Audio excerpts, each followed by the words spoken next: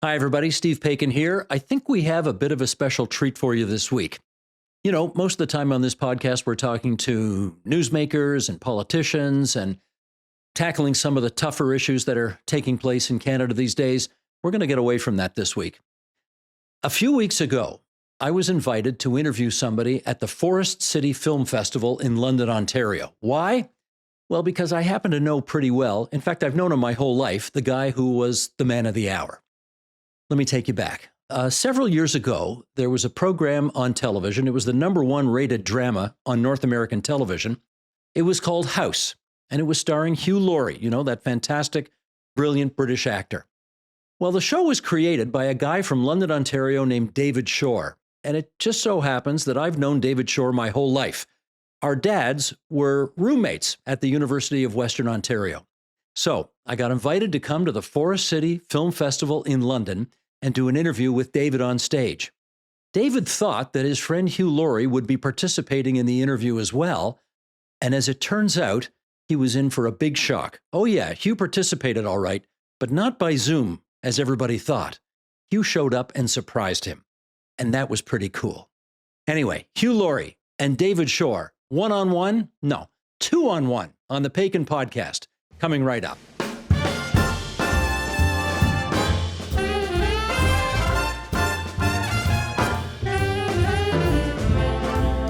The Paikin Podcast One-on-Ones, presented by Beer Canada. Here's the first thing I want to know. You did not know he was coming here, right? I did not know. When did you find out? When he walked, probably about 3 seconds after he walked through the door. Even when he was walking through the door, it didn't process. I'm watching some sort of video, apparently. But, what did you think was going to happen? I thought it was going to be about me, but it was... I thought he was going to be there, maybe. I didn't know. If he was going to be there, I figured he'd be there via Zoom. And like they said, and here's your, oh my God, here's your friend Hugh Laurie. And I look towards the screen to watch him via Zoom, and then there's a door on the screen. I go, where's Hugh? Why is he near a door? That looks like the door to here. And then the door opens, and then people react, and I look around.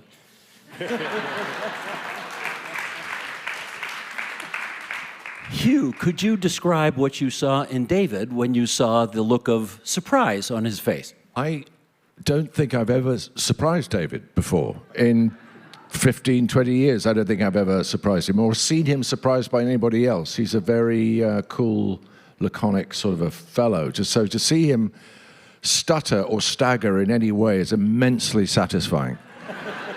And I look forward to doing it again. You obviously did not have to be here. I think everybody would have understood if you wanted to do this from the other London via Zoom. So why are you here? You mean the way Freddie Highmore did it?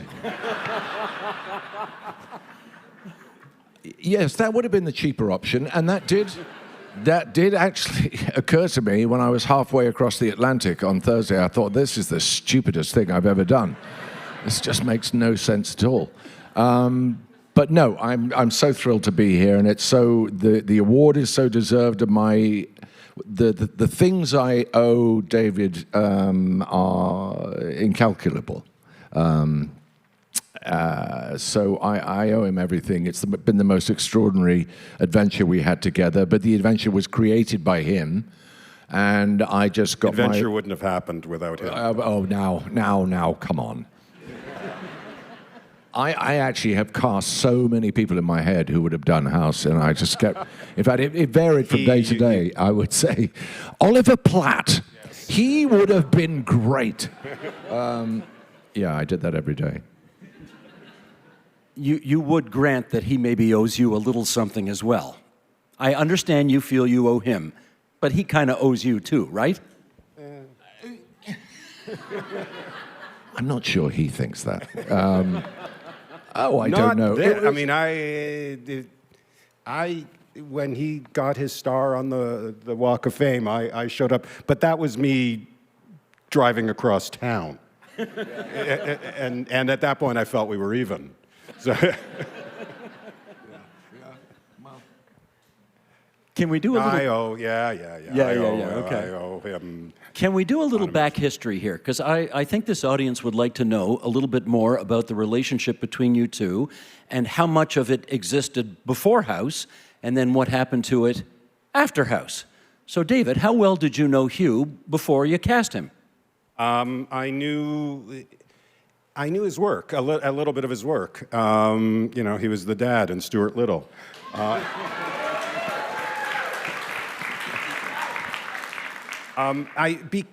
Probably particularly because I was from Canada. I am from Canada. I had watched... What? I'd watched a lot of his comedies, and I thought they were brilliant, and I was a massive fan, and when I was told he was going to audition for this part, I went, oh, I hope I get to meet him, but he's completely wrong for this part.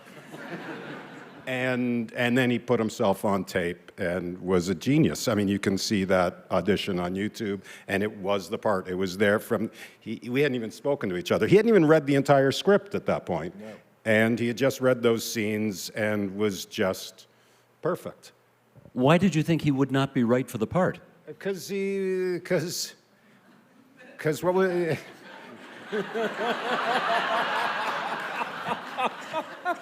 Because it's a very different character than the character you played in Blackadder, and I sold you short. Okay. What about the character he played in Spice Girls? Didn't that give you any indication he'd be perfect for this? I hadn't seen that at that point. Otherwise, it might have been. How much about David did you know before signing on? Forgive me, but nothing. Although I will say this, I've said it before, and it remains true, that when I read those, whatever it was, 4 or 5 pages that I got sent, faxed, in fact, that's how long ago it was,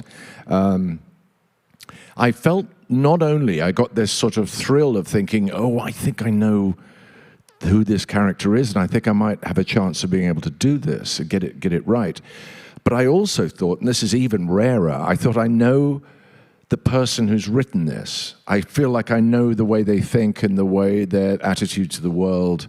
And I got this sense, and actually, it turned out to be pretty much right. I mean, I could tell. Sometimes, you can tell in a page or two whether you're going to like the whole thing.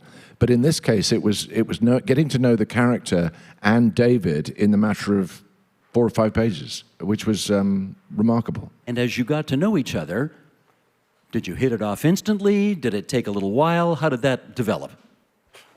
Oh, there were ups and downs throughout. No, well, he's Canadian, so he's immensely polite. I think we hit it off pretty quickly, didn't we? It was. It doesn't always happen this way, but it was the reciprocal situation to what you were saying. I mean, we were fast friends very quickly, and we saw this character the same way. We saw this show the same way. We were rowing in the same direction, and that's not always the case. No. And the things we wanted to do with this show, we both wanted to do, and that's just rare. It is. And I do remember, though, shooting the pilot, there was a scene, we were walking down a corridor, we did a lot of corridor work, and I can remember Bryan Singer saying, oh, something's not quite right about this. What if we put those 2 lines there and that line there? And I remember saying, no, don't do that, because I promise you the guy who's written this has thought this through. And every line and every word is where it needs to be. And this is not jazz. This is more like, this is a kind of chamber music. There's a sort of elegance and particularity about every syllable, and you can't start monkeying with it like that. And I couldn't even explain why David's version was better. I remember Bryan would go, well, why wouldn't that? And I said, I don't know, but I just don't think we should be fiddling. Because he's thought it through. I remember that moment vividly, too. I think that was the very first scene that you were on camera, I think. Oh, my God. And I remember, not film, but in the episode, it was the first scene where we introduced the character, but I remember that so vividly because I remember Brian coming to me and saying, I think this scene could work better this way. I'm not sure it's working. We need to move this stuff up. And being an insecure writer, I'm going, oh my God, he's right. What can I do? I've got to say, we're in the middle of our shooting day, and I've got to figure out what to do with the scene.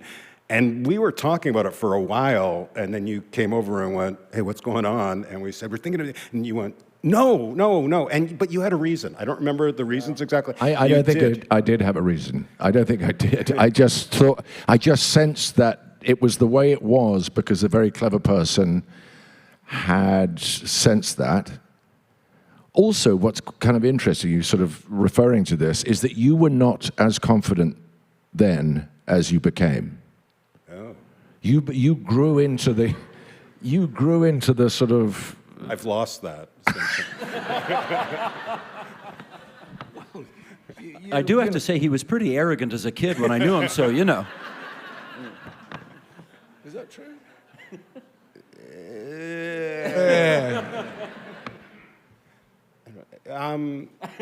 No, I think it is true. The longer the show went, the more, frankly, I felt I was able to stand up to directors and network respectfully, but I felt, maybe because I knew I had you behind me, that I knew the show better than they did, I guess, yeah.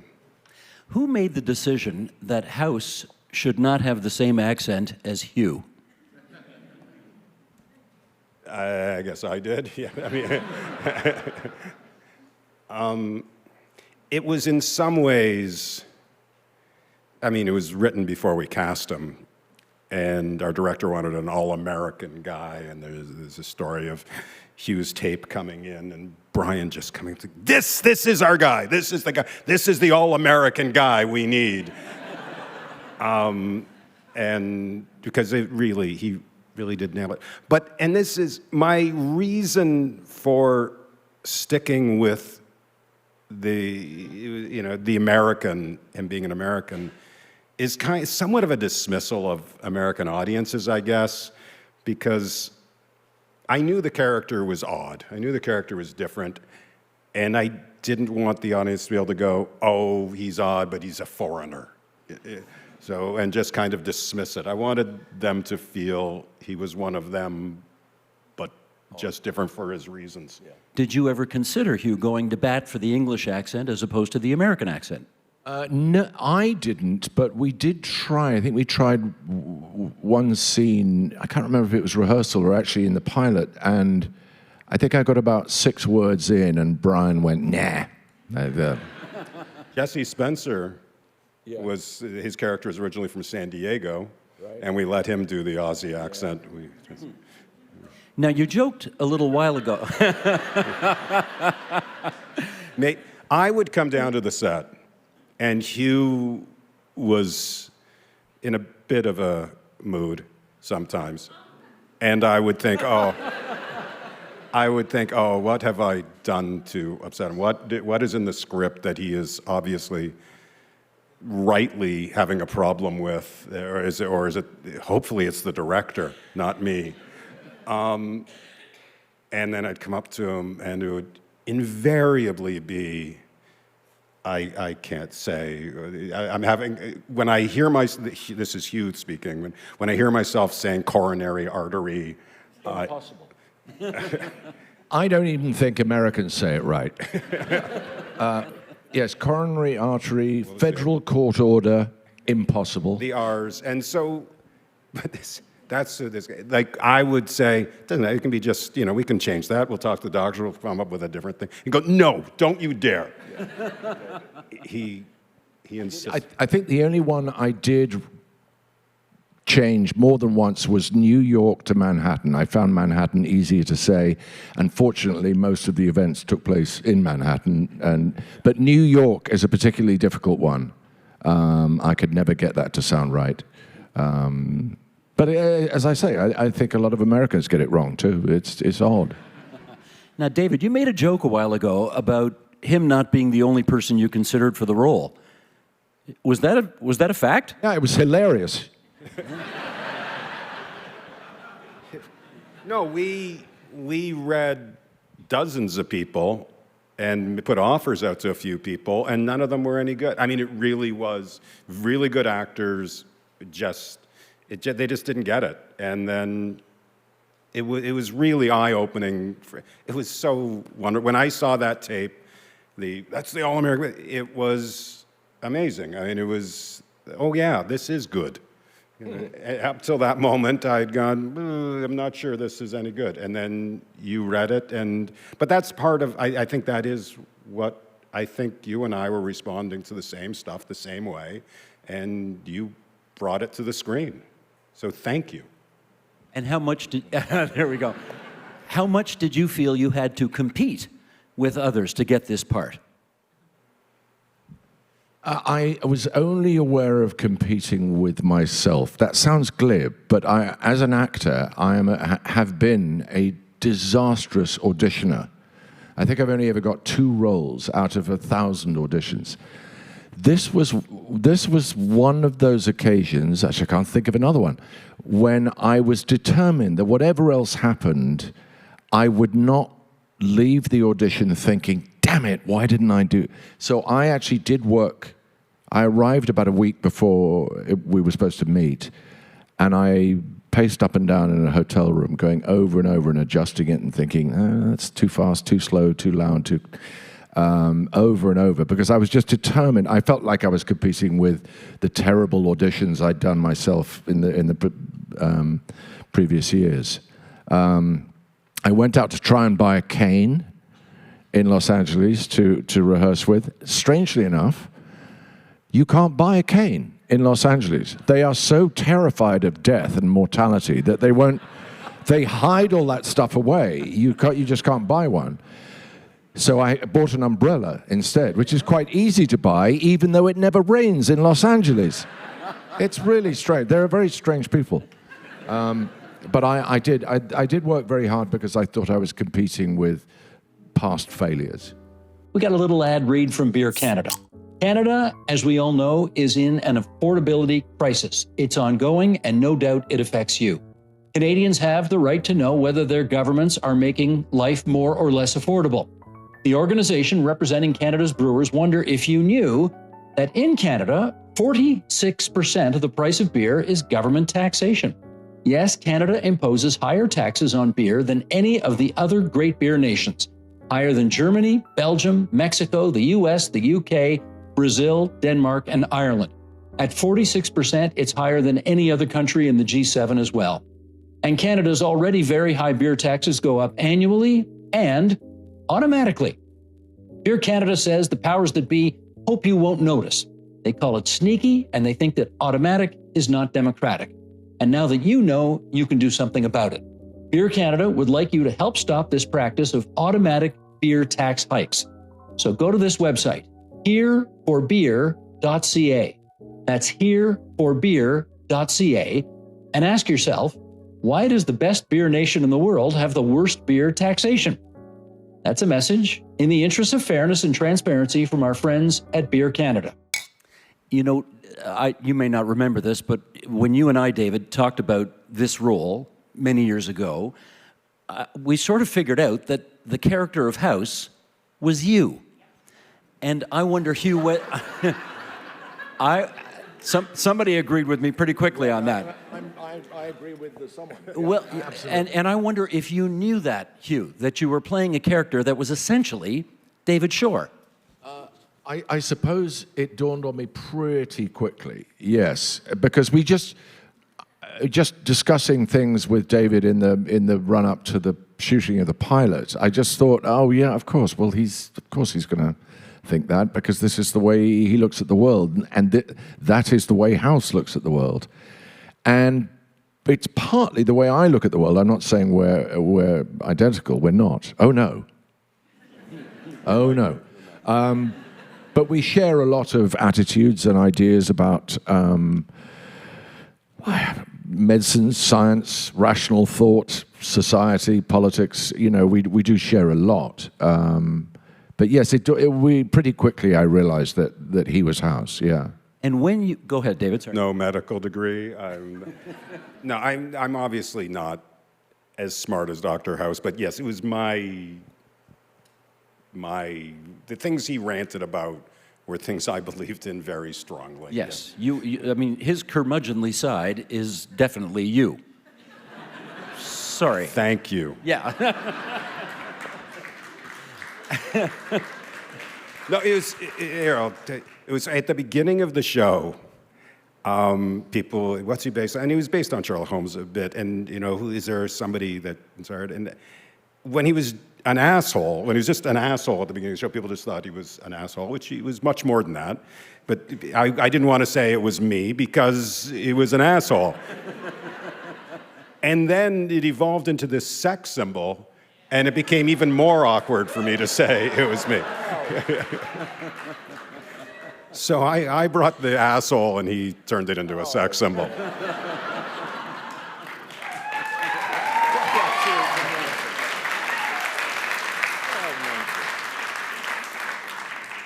When it got to a point, which I presume it did, because this is an artistic endeavor after all, where you two had a fundamental disagreement about an interpretation of a scene or a line or something, give us an example of what it might have been and how you resolved it. I swear to God, I cannot think of one. I cannot remember. Either. We had different... I mean, I would occasionally chip in with an idea, what if it's this instead of that? And David would sometimes, if he was on the set, might say, why don't you try that instead of this? But actually having a sort of collision or any sort of confrontation in 8 years and 177 episodes, I can't think of a single. Yes, there were discussions that weren't even debates, really. Like, it was just, there were discussions about what are we trying to do here? How can we best do it?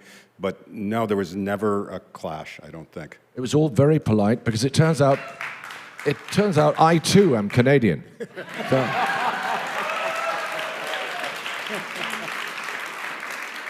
So it never got to a point where you two might have had to go into a back room and hash it out and stop speaking for a week, or that never happened? God, how disappointing. I mean, okay. It's much more likely for that to have happened with directors. How many directors do we have? 30, 40, something like that? Or more? I mean, some came back. Yeah. Some came back for a lot. Yes. Some were only there once. Yes. And then mysteriously disappeared. That happened a few times, but even that wasn't frequent. What'd you say? No, it was, no, there were conflicts on set with various things, but not that, no. Yeah. And it was, overall, frankly, it was the first thing I'd created. I'd worked in Hollywood, it was the first thing I'd actually created, and I didn't realize until after it was all done exactly how lucky I was. The process, in so many ways, was just, I had more trouble on shows I've done since then, which I would have thought. I thought, I'm coming off House, I'm gonna get to do whatever the hell I want to do now. But turns out, when I hadn't done anything, they would let me do whatever the hell I wanted to do, basically. So there was, again, you'll forgive me for sort of prying here, but there was never a moment where you said, look, I know the character is a schmuck, but can you dial it back 10% or something like that? I mean, that was one of the things we talked about, is exactly how far you can go. One can go with that, but, and we weighed that, and there were situations where it was like... I mean, forgive me for dissecting your strategy and narrative technique, but what the great thing, the brilliant thing about David's creation is that by giving the central character, who is, as you say, an arsehole, by placing him in a position of pain, constant, unremitting pain, you buy a certain sort of sympathy from the audience. When I say buy, I don't mean it's a cheap thing to, but it does have, undeniably has that effect, that the pain caused him to behave the way he did, and it also engendered a kind of tolerance in the audience that I don't think they would have extended if I'd been some sort of strapping quarterback who could, just carve a sway through the hospital. I think the fact that he was damaged and in pain was absolutely critical to the conception of the character. And I don't mean to say that it was a ploy, but it made perfect sense that he was the way he was because of the condition that he was in. Well, let me follow up with this because, I mean, there are obviously many reasons why the show works at many levels, but certainly one of them is that you two, I guess, as a combination, are so convincing when it comes to the actual medicine of the show. Right. I mean, I'm sure you've been stopped a million times asking, people come up to you with medical problems and they want you to diagnose it. I'm sure this has happened. I have saved many, many lives. Yeah. So, I guess, David, you're a former lawyer. You're not a former doctor, and I doubt you have much medical background as well, Hugh. So how did all of that happen? We had a lot of help, and it was important to us. Especially when you're on TV in America, and then when you're on TV around the world, and you've got millions and millions of people watching you, you realize and we were doing a thing about rare diseases, but even if it was like 1/10 of 1%, it meant we had 1,000 people or whatever the number is watching who suffered from that condition. So we would say we didn't want to give false hope and we didn't want to give false fear. And so it was important to us that we be accurate, and so we had a lot of people helping us. I mean, I know you could say, I was convincing because I was a good actor, which would be true, but it feels like there was just something so much beyond that, a level of research maybe that you did into medicine that allowed you to convey that? Strangely enough, my father was a doctor, and my son is now a doctor. I'm the ham in the middle of the sandwich. And also, Jesse Spencer comes from a family of doctors. Lisa Edelstein, family of doctors. Medicine was overrepresented in the cast, which is an odd thing. I don't know why it turned out that way, but it did. And I think, if nothing else, although we had no expertise, it did at least give us all a sort of reverence for the process, for the way of thinking, the purely empirical approach to a problem. What is the nature of the problem? How does it present itself? What are the possible solutions? An absolutely methodical, rational, scientific approach, which I think we might not otherwise have had if we weren't connected. I don't know if that's true. We'll never know. But yeah, I think we were of a sort of we were medically sympathetic, even if we weren't medically expert. A couple of minutes to go here before we see your work, and let me ask a couple of more quick things.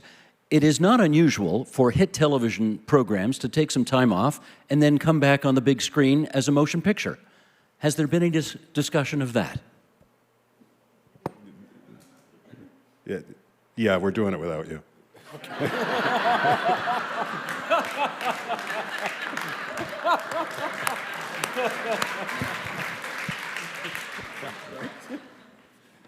Probably not. I'm sorry. I like the way it ended. I like what we did. As you said at the end, House leaves the party before anybody asks them to leave the party, and better to leave early than to leave late. Yeah. But I just wouldn't want to do it badly, so. So then do it well. I don't. Okay, we're going to do it. Thank you. You've talked me into it. And just finally, 177 shows. I mean, you guys had a hell of a run. What stays with you? Friendship. Well, that's of course. Yeah. I should have let you give an answer and then do that. Well, there are all sorts of fragments that pop into my head. Just walking down the street, I could suddenly remember a line or a moment that either went well or went disastrously badly. But overall, I think I did just love the world that David had created. It was sort of real, but not. It was a kind of enchanted forest where, magical things happened. People were brought back from the jaws of death most of the time.